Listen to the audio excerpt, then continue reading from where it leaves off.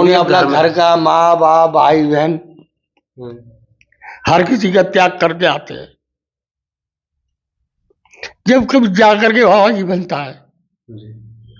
और बाबा जी का ये जो भेष, ये नहीं कि ये सुख में रहता हो, ये भी बड़े बड़े दुख पाने पड़ते हैं, तब जाके साधु बन पाता है। महाराज जी क्षमा करना है, नहीं, ये बात हो जाती है।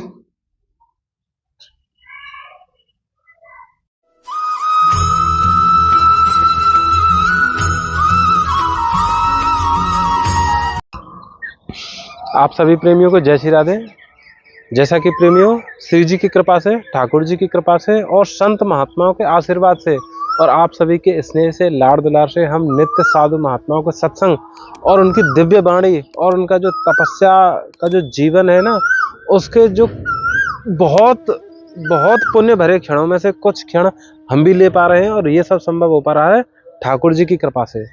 तो प्रेमियों, आज हम ऐसे ही एक दिव्य संत के सत्संग के लिए आए हुए हैं, जो साक्षात ठाकुर जी की कृपा स्वरूप हैं। अब इसमें कृपा स्वरूप कैसे कहेंगे कि जिनको स्वयं ठाकुर जी ने प्रेरित किया संत जीवन यापन करने के लिए, परमार्थ के लिए। अब ऐसी क्या उनके साथ स्थिति बनी, क्या ठाकुर जी की कृपा रही, ये हम जानेंगे सत्संग के दौरान। और आपसे प्रेमियों एक छोटा सा मैं निवेदन करना चाहूँगा कि जैसे कि आप जो सत्संग प्रेमी हैं, आपका जो सत्संग के प्रति स्नेह और जो जिज्ञासा है ना, वो बहुत आदरणीय है। पर कहीं ना कहीं प्रेमियों, आप सत्संग सुनते सुनते थोड़ा सा ये ध्यान से हट जाता है कि चैनल को सब्सक्राइब आप करना भूल जाते हैं। तो आपसे ये थोड़ी सी विनती थी कि आप, क्योंकि जितना हम देखते हैं ना कि सत्संग आप, क्योंकि ये हमारी भी एक पुण्य की ही एक वो है कि हम भी थोड़े से पुण्य के भागी बने, क्योंकि सत्संग हम और आगे तक पहुंचा सकते हैं। क्योंकि सत्संग ठाकुर जी का जो स्मरण है हर जन जन तक पहुंचे, ये हमारी जिम्मेदारी बनती है। क्योंकि ठाकुर जी ने हमें ग्रस्त जीवन में रहते हुए ऐसी जिम्मेदारी दी है कि हम परमार्थ के लिए सेवा करें, ठाकुर जी का भजन करें, और जो संत हैं, संत महात्मा, उनके सत्संग हम सुन पाएं। तो आपसे ये निवेदन था, आप इसको चैनल को सब्सक्राइब भी करो, ताकि और भी जो भी सत्संग प्रेमी है उन तक यह पुण्य फल पहुंचे। तो अब ज़्यादा मैं महात्मा के बारे में भी नहीं बता रहा हूँ, क्योंकि प्रेमियों जो महात्मा है उनकी दिव्य वाणी और उनके श्रीमुख से ही जानेंगे कि कैसे कैसे वो संत जीवन यापन कर रहे हैं। और कुछ ना कुछ हमारी जो गृहस्थ के थोड़े थोड़े छोटे छोटे जो सवाल होते हैं, यानी जो याचनाएं होती हैं, उनको भी संत महात्मा के इसी चरणों में रखेंगे और प्रयास करेंगे कि कुछ सत्संग प्रसादी उनके श्रीमुख से मिल जाए। तो प्रेमियों, अब ज़्यादा नहीं समय लेते हैं, अब चलते सीधे संत महात्मा के इसी चरणों में। आइए प्रेमियों, और यहाँ पे हमारी गौ माता विराजमान है, जो आनंद में, ये शांति में अपना बैठे हुए हैं। उनको जय हो महाराज, जय हो, जय जय, राधे राधे। तो प्रेमियों, अब हम चल रहे हैं महात्मा के चरणों में, और आप से एक निवेदन हो रहा है, आप ना अंत तक सत्संग सुनो, क्योंकि ये जो सत्संग है बहुत दिव्य है। संतन को जो जीवन को सार है ना, वो कहीं ना कहीं प्रयास करें कि हमको वो चीज़ मिले जो हमें परमात्मा के करीब पहुंचावे, ठाकुर जी के भजन में हमें जोड़े। तो आपसे ये निवेदन है, सत्संग आप पूरा सुना करो। तो आप यही निवेदन है। अब हम चल रहे महात्मा के चरणों में। आइए, राधे राधे। और एक निवेदन और, चैनल सब्सक्राइब जरूर कर लीजिए। आइए, राधे राधे। चलो बंद। तो प्रेमियों, जैसा कि हम आपको अभी बता रहे थे कि महात्मा जिस कुटिया में निवास करते हैं, यानी कि जहाँ भजन साधना करते हैं, वहाँ पे अब हम पहुँच चुके हैं महाराज के श्री चरणों में। और देखो, जैसे ही महाराज जी की कुटिया में हम घुसेंगे ना, तो सर्वप्रथम ठाकुर जी के दर्शन आप कर लो। यहाँ पे ठाकुर जी को महाराज जी वहाँ पे विराजमान है। अब चलते हैं महाराज से थोड़ा सत्संग लेते हैं।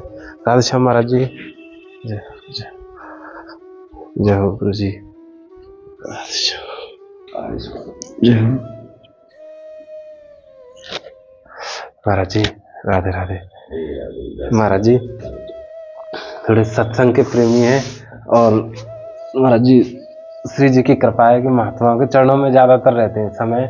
महाराज जी के संत महात्माओं के चरणों में व्यतीत करने की एक इच्छा सी है श्री जी की कृपा से। तो उसी कड़ी महाराज जी आपके भी दर्शन हो गए, तो बड़े सौभाग्य हमारे। महाराज जी, एक तो ये है कि जीवन बड़े सौभाग्य से मिलता है। जी। और जीवन का हर व्यक्ति एक अपना अपना एक मोड़ ले लेता है। कोई किसी चीज में रंग जाता है तो कोई किसी चीज में रंग जाता है, लेकिन हकीकत यही है, जो संतों के चरणों में जो आनंद है वो कहीं नहीं आनंद। ठाकुर जी की एक अलग ही परंपरा है। और जो ठाकुर जी भैया जिसमें दयालु हो जाते हैं तो उसकी तो बल्ले बल्ले है। लेकिन ठाकुर जी दयालु उसी में होते हैं जो ठाकुर जी की तरफ भी झुकता है। भाई हमें पहले ठाकुर जी की तरफ झुकना है, तब ठाकुर जी कहीं जाकर के कभी अगर किस्मत में है तो झुकेंगे, नहीं तो नहीं। तो ठाकुर जी के बिना तो कुछ है ही नहीं संसार में। बाकी तो अपने लोगों की अपनी अपनी समझ है, पैसे का अहंकार है, क्योंकि कलयुग है पैसे वालों का है। और जिसके पास धन है और वो तो बल्ले बल्ले, वो तो समझता है कि मेरे सामने कोई कुछ नहीं है। जी। लेकिन जाने किस भाग से मिला है, कैसे कैसे मिला है, तो उसका सदुपयोग हर कोई नहीं कर पाता। हर कोई नहीं कर पाता। हाँ जी, आज के समय में। हाँ। सत्य। तो जो पैसे का, जहाँ पैसा है वहाँ अहंकार भी है, अहंकार है जी। और अहंकार ये जीवन मूल का जो पूर्णतः विनाश लीला है, विनाश भी करता है। जहाँ पैसा ज्यादा होता है तो उस पैसे का जो है मतलब तो वो समझते नहीं कि बस हमारे पास पैसा है जी, हम जो मर्जी कुछ कर सकते हैं, लेकिन नहीं। बिल्कुल भगवान, यही होता है। लेकिन उसके बिना पत्ता भी नहीं हिलता है, उनकी कृपा के बिना नहीं। हाँ जी। तो ये है, लोगों की अपनी अपनी सोच है, अपनी अपनी एक धारणा है। ये महाराज जी बड़ी समस्या का विषय है कि जैसे पता है कि एक दिन यहाँ से चले जाना है, और फिर भी अहंकार होता है। फिर भी अहंकार होता है। ये सबसे बड़ी समस्या है। महाराज जी, या अहंकार खत्म करने को कोई उपाय है सके? उपाय तो केवल यही है कि अगर कोई भैया, पहले तो ये ठाकुर जी के नीचे झुकना पड़ेगा, और ठाकुर जी की जो सेवा पूजा करता है वहां फिर अहंकार अपने आप ही स्वयं खत्म हो जाता है।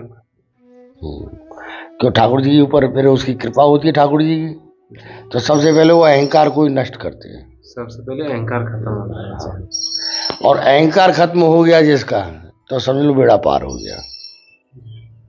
अहंकार ये एक जो ऐसी जड़ है जो कि आदमी के कर्तव्य को भटका देता है। और भटकने का मतलब है कि जहाँ पैसा आया वहाँ अहंकार आ जाता है।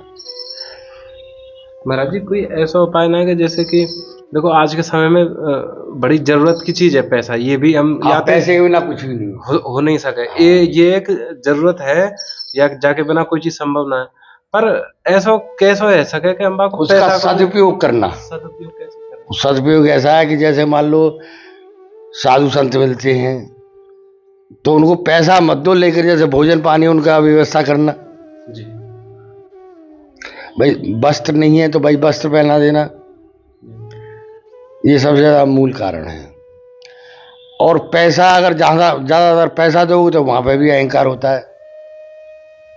जहां पैसा देंगे, हाँ जी,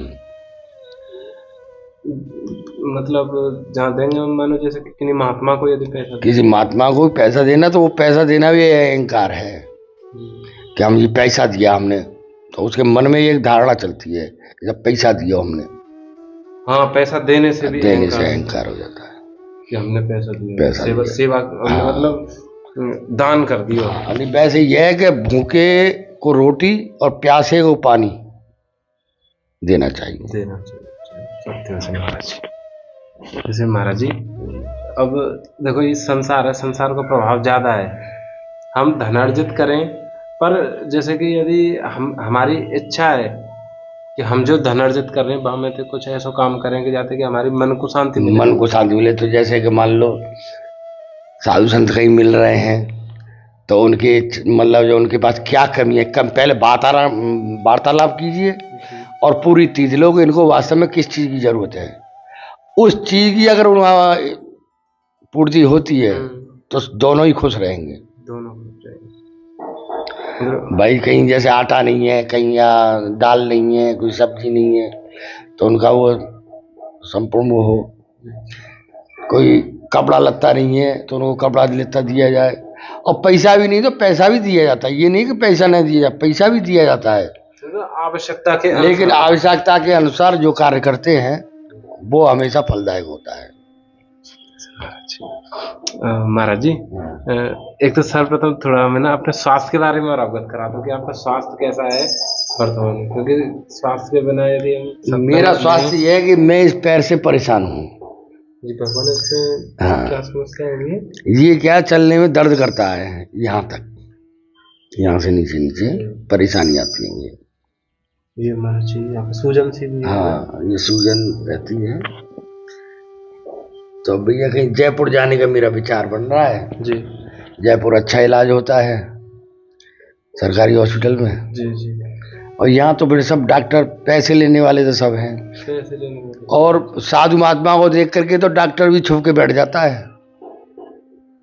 ऐसा क्यों महाराज जी? वो ऐसा है कि पैसा तो मिलेगा नहीं, पैसा मांगेंगे भी नहीं, तो दवाई भी वही हल्की वाली दी जाती है, टालने वाली बात करते हैं कि ये हमसे पिंड छूटे और जाए कहीं और दिखाए।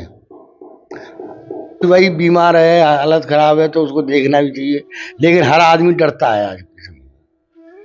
हकीकत यही है, सत्य कहने में कोई हमको वो नहीं है। डरते कैसे महाराज जी? कि कहीं कुछ हमसे मांग ना ले। हाँ, इस बात से बहुत डरते कहीं हमसे कुछ मांग ना ले। लेकिन साधु महात्मा ऐसी कोई बात नहीं है, अगर उसको जरूरत है तो ये मांगेगा, नहीं जरूरत है तो नहीं मांगेगा।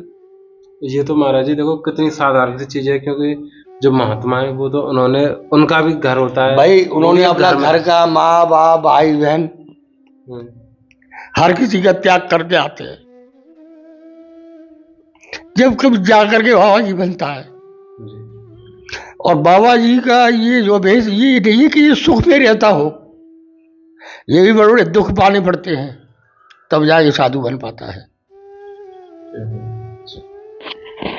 महाराज जी क्षमा करना यदि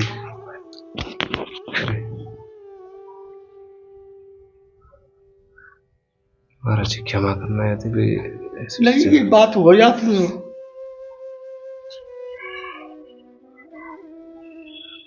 अब भैया पैसा तो देखो, भाड़े में बैठे हुए कहीं जाओगे तो पैसा तो देना पड़ता, तो पैसा भी जरूरी है। बिल्कुल जरूरी है महाराज जी, क्योंकि आवश्यकता अनुसार हाँ, क्योंकि पैसे भी ना तो भाड़े वाला भी नहीं बैठालता। कि जैसे मान लो यहाँ से गोवर्धन जाना है, कि मथुरा जाना है, वृंदावन जाना है, कहीं जाना है, कोई काम पड़ रहा है, तो पैसा तो जरूरी है हो गया आज के समय। चाहे उसको बदनामी कह लो, चाहे अच्छा कह लो, चाहे खराब कह लो। नहीं महाराज जी, ये आवश्यकता अनुसार हर चीज उचित है, लेकिन आवश्यकता से ज्यादा हो जाए भाई अब, हाँ, अब ये है कि कुछ तो समय का प्रभाव है, सबसे बड़ा तो समय का प्रभाव है। समय का जो है ये है कि अगर हमें जैसे मान लो यहाँ से गोवर्धन जाना है, अब 25-30 रुपए तो आराम से खर्च हो जाते हैं, भाड़े वाला 30 रुपए ले लेता है। अब वो 30 रुपए आए कहाँ से? अब भाड़े वाला भी ये इंतजार करता है कि भाई कोई भाड़ा आएगा तो भैया मैंने भी कमाने, बच्चे भी पालने हैं, उसने, उसकी भी पेट्रोल लगती है, तो वो भी मतलब ये नहीं कि भैया फ्री में सेवा करें। क्यों भैया, क्यों करेगा फ्री में सेवा? उसके भी बच्चे हैं, उसके भी बच्चे हैं, पीछे परिवार है, वो भी प्रयास करता है कि हाँ कुछ। तो आजकल जो कलयुग का जो समय आ गया है, ये पैसे का है। अब बड़े बड़े जो है संत महात्मा जो और पैसा जिसको दे रहे हैं उसको खूब दे रहे हैं। ये भी है, ये भी है, पैसा ज्यादा देना भी, ये बढ़ावा जो दे रहे हैं ये भी गलत है। अब हमारे यहाँ ये बरसाने में कितने एक महात्मा हैं, अब उनके पैसे खर्च करने वाले नोट गड्डियां ले लेके घूमते हैं कि बाबा हमसे कहें या हमें हमारे सामने कोई खर्चा। और एक ये साधारण बाबा भी हैं कि इनको कोई 2 रोटी भी नहीं देता। महाराज मैं नहीं, ये सभी जानते हैं, लेकिन अब जाने क्या ऐसा समय आ गया है कि वो पहचान नहीं पा रहे हैं कि महात्मा तो सभी एक ही स्वरूप हैं, क्योंकि जितना आपने त्याग किया उतना ही सभी ने त्याग किया है। और जितनी साधना करके आप जितने तपे हैं, जिससे आपको ये स्वरूप मिला है ठाकुर जी की कृपा से, तो वो सभी को वही, उन्होंने भी उतनी तप किया है। लेकिन अब एक ऐसी भूमिका सी बन गई है कि जैसे सत्संग का आजकल के समय में ना इतना, जैसे चलन कहते हैं ना कि चलन नहीं रहा है, सब अपने में इतना विद्वान, हर आदमी विद्वान है आज। पढ़ा है वो भी विद्वान है, नहीं पढ़ा है वो भी विद्वान है, और हर आदमी अपने आप को चालाक और महसूस करता कि मैं चालाक बना रहा हूँ। तो महाराज जी यह चीज से हमारी मुक्ति कैसे होगी यदि हम इतने कर्म कर रहे हैं? जो मुक्ति तो ये है कि साहब, ये जो भजन नंबर 1 है, भजन। जितना भगवान का भजन करोगे उतना ही इन सब चीजों से दूर रहेंगे। जैसे महाराज जी कभी कभी ऐसा भी आ जाए कि हम भजन करें पर भजन में जैसे मन ही नहीं लग रहा हो, क्योंकि हम पे सुख सुविधा ही तो नहीं है। नहीं, मन तो लग जाता है भजन करते करते। पहले जब शुरू में हम बाबा जी हुए तो भजन यहाँ कर रहे हैं, मन कहीं कहीं दौड़ रहा है, मन तो अपने आप आ जाएगा, जाएगा, भागेगा, कितनी देर भागेगा, फिर आवेगा नहीं, मन तो यहीं आएगा। और एक दिन वो भजन में लग जाएगा। अगर वो वास्तव में आत्माओं से भजन करने के लिए बैठा है तो भजन में तो मन लगेगा उसका एक दिन। महाराज जी जैसे क्षमा करिए यदि कोई ऐसा प्रश्न यदि पूछ रहा हूं तो बालक समझ के क्षमा कर दिए। बता। जैसे महाराज जी आपने भी एक समय होगा जैसे कि आप भी बच्चा है, फिर घर में रहे होंगे, क्योंकि बचपन से तो कोई साधु पैदा हो बना है। तो आपने जैसे जब घर त्याग हो तो मतलब बासों पे ऐसा आप मतलब कौन सी ठाकुर जी की प्रेरणा लगी कि मतलब अब भजन साधना को जीवन यापन करना चाहिए ठाकुर जी? देखो, माता पिताओं का तो एंड हो गया, हमारा एक्सपायर हो गए थे। जब तक तो उनकी खूब सेवा की हमने। तो कितनी उम्र में? उम्र हमारी हो गई होगी 30-32 साल की उस समय पे? उस समय में। उसके बाद जब घर में कोई नहीं रहा तो ये हम साधु हो गए। महाराज जी जैसे कि साधारणतः ऐसा विचार होता है कि कहीं ना कहीं हम भी अपना मतलब जैसे वंश आगे बढ़ाएं, कि अपना परिवार आगे बढ़ाएं, क्योंकि तो बढ़ाना और घटाना वो सब उसके हाथ में बात है, भगवान के में। बाकी अपना सब कर्म लिखा के लाता है। सब लोग अपना अपना कर्म लिखा के लाते हैं। बाबा जी भी वही बनेगा जो जिसके भाग्य में लिखा है। हर कोई बाबा जी भी नहीं बनेगा। लेकिन महाराज जी कभी कभी ऐसा विचार जैसे हम ही सांसारिक जीव हैं, क्योंकि विचार हमें ही आएंगे, तो कभी कभी हमें भी ऐसा लगता है कि हम भी ये सारी चीजें छोड़ दें, मतलब सारी सुख सुविधा छोड़ दें, घर त्याग दें और साधु हो जाएं, भजन करेंगे। तो ऐसा संभव है कि हम चाहें साधु हो जाएं? ये तो अगर तुम्हारे भाग्य में लिखा हुआ, और जब जो समय आ जाएगा उस टाइम ना सोचोगे ना समझोगे, आप साधु बन जाओगे। वो अपने आप हो जाएगा? अपने आप हो जाएगा। वो सब रास्ता अपने आप बदल जाएगा। 4-6-10 दिन से पहले से ही मन बिछड़ने लग जाएगा, घृणा करने लग जाएगा, घर परिवार रिश्तेदार जो भी हैं। और फिर एक दिन जिस दिन लिखा होगा तुम्हारा, उस दिन आप घर से बाहर कदम रख दोगे, भैया हमको साधु होना है। तो ये प्रभु की कृपा हो, प्रभु की कृपा है। महाराज जी जैसे कि आपने जिस अवस्था पर यानी कि गृह त्याग करो, तो वो अवस्था तो एक जैसे कि नवयुवक मतलब जो संपूर्ण। अब मेरे तो ये समझ लो कि कोई था ही नहीं जी। भाई हमारे एक्सपायर हो गए थे। भाई के बच्चे वो दिल्ली रहते थे, हम अपने गांव में रहते थे। मथुरा में ही गांव है, मथुरा के पास। अच्छा, मथुरा में ही महाराज जी? हाँ, मथुरा जमुना पार करके है। जमुना, तो ये तो महाराज जी ब्रज में ही? ब्रज में ही है। तो आप तो महाराज जी ब्रजवासी? हाँ, ब्रजवासी हूँ और ब्रज में ही जन्म लिया मैंने। और ब्रज में साधु? ब्रज में ही साधु, ब्रज में रहते भाई। ब्रज से अच्छा तो कोई इलाका भी कोई और भी अच्छा नहीं है इतना। महाराज जी जैसे अभी जैसे आप यहाँ पे साधना कर रहे हैं, ये कुटिया मतलब आपकी है कि कैसे महाराज जी? ये कुटिया एक या कमाई वाले बाबा हैं, कमाई के हैं, जन्म हुई उनकी कमाई की है। हम आप भजन साधना के लिए यहाँ पे हैं, तो महाराज जी जैसे अभी ये प्रसादम आदि कैसे? प्रसाद तो ऐसा है कि जैसे मान लो अब तो मेरे पास गैस खत्म है, बना भी लेते हैं, और अगर ज़्यादा परेशानी है तो आसपास में किसी यहाँ बोल देते तो प्रसाद तो आ जाता है। बड़े प्रेम पूर्वक श्रद्धा से देते हैं प्रसाद तो।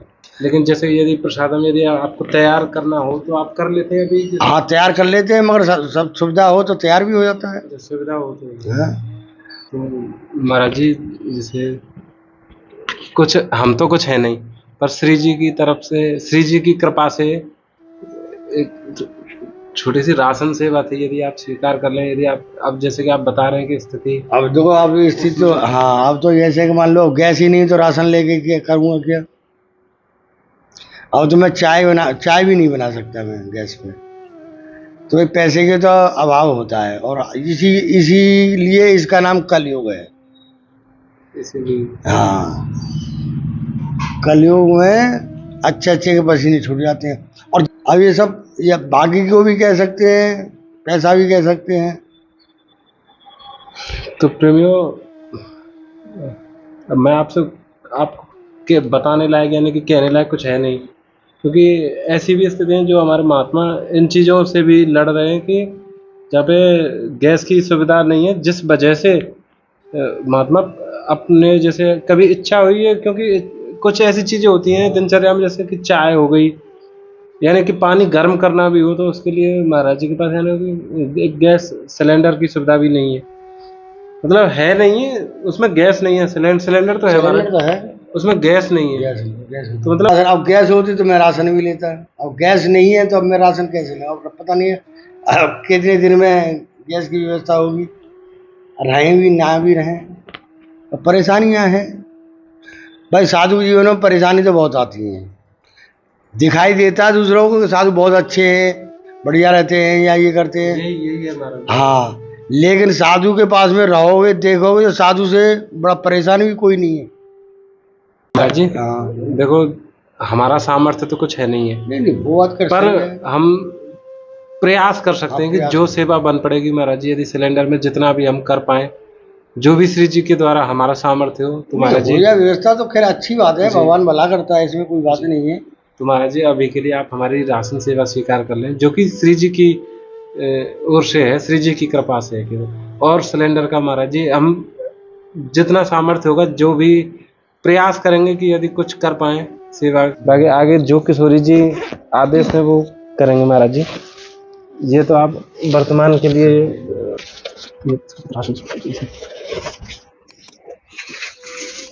डाले महाराज जी, तेल। अच्छा फिर तो महाराज जी सेवा उचित तरीके से इसलिए महाराज जी आटा ना उसका एक चक्की का है, पैकेट का नहीं है। और ये महाराज जी मसाले हैं, और नमक है उसमें थोड़ा सा धनिया होगा महाराज जी, और महाराज जी जो भी बस बढ़िया होता है। तो भाई तो प्रेमियों, अभी ना सबसे पहली प्राथमिकता यही है कि जिस चीज़ से जो चीज़ तैयार होगी वो चीज़ चाहिए। तो अभी जो सिलेंडर वाले भैया को हमने फ़ोन कर दिया है, थोड़ी देर में आने वाले होंगे, वो आने वाले हैं। जैसे वो लगा के फिर मार से थोड़ा सा आशीर्वाद लेके, यानी कि मार से सत्संग थोड़ा लेके और आशीर्वाद लेके फिर हम भी चलेंगे। तो उठवा दूँ भैया, तो ये बड़ी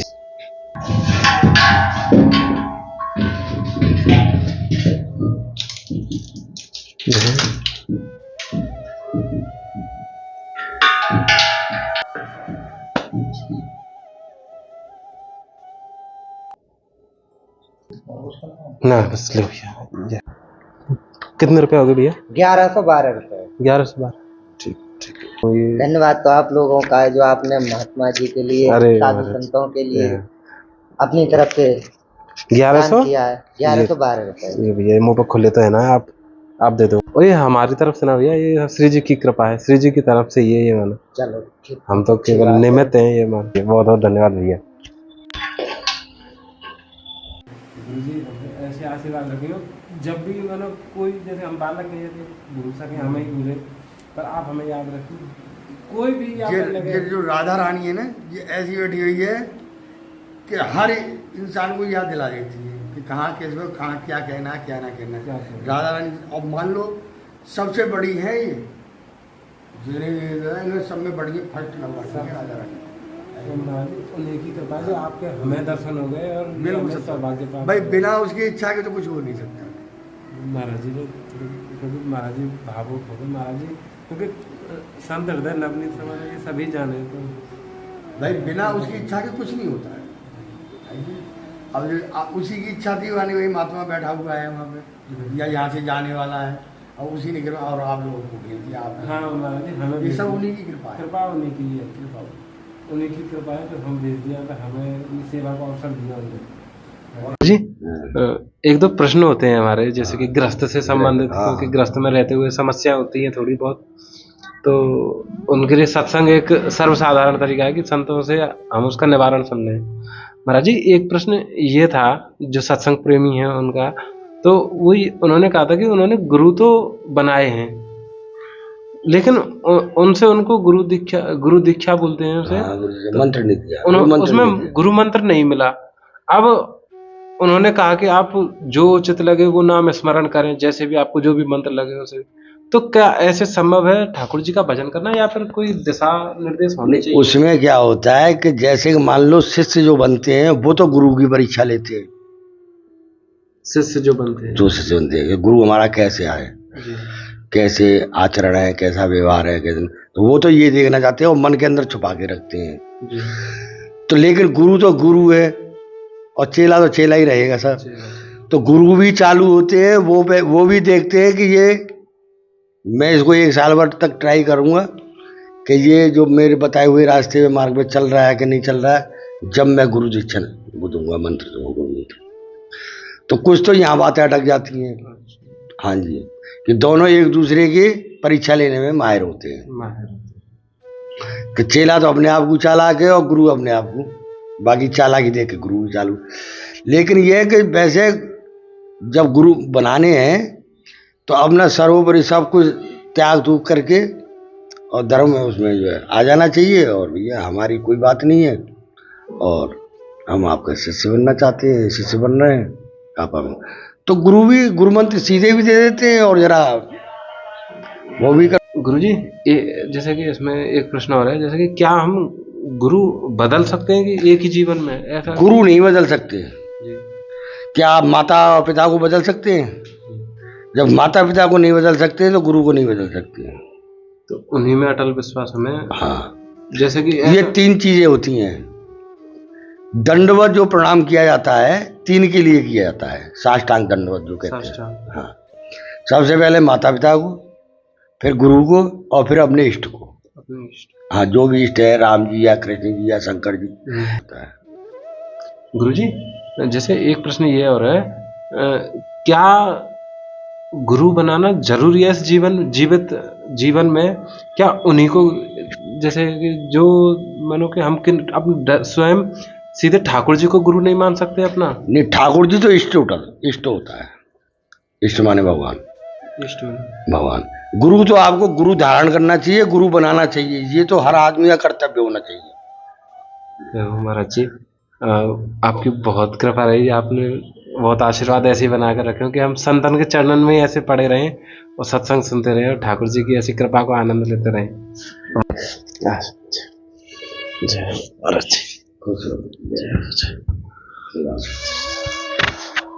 तो प्रेमियों, आपने एक और दिव्य सत्संग का आनंद लिया, एक दिव्य संत महात्मा के दर्शन किए। तो प्रेमियों, आपको जो सत्संग सुन के आनंद आया ना, वो कमेंट करके अवश्य बताना, और कमेंट में ना राधे राधे अवश्य लिखना, जिससे कि क्या है ना कि हमारा भजन हो जाता है पूरे दिन का। यदि कमेंट में राधे राधे, केवल यही उद्देश्य है आपसे ये कहने का कि आप कमेंट में राधे राधे लिखें, और आपको जो अनुभूति हुई सत्संग सुन के आप प्रेमी बताना। और प्रयास, यदि आपको पसंद आ रहा है तो आप चैनल सब्सक्राइब अवश्य कर लेना और लाइक भी कर देना। और फिर अब मिलते हैं ऐसे ही प्यारे से दिव्य सत्संग में आगे किसी संत महात्मा किसी चरणों में। तब तक के लिए आप सभी को जय श्री राधे, जय श्री कृष्ण।